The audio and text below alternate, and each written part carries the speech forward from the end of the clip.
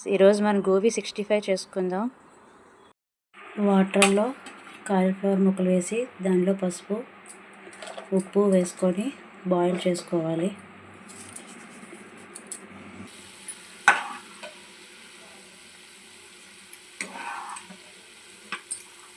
Seventy 75% cook అయిన cauliflower ముక్కల్ని తీసి పక్కన పెట్టుకుందాం.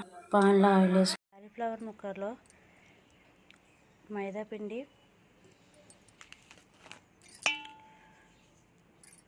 ఉప్పు,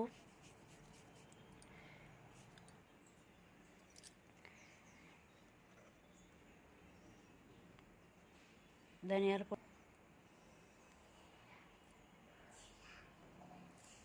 అన్నీ వేసుకొని కలుపుకోవాలి.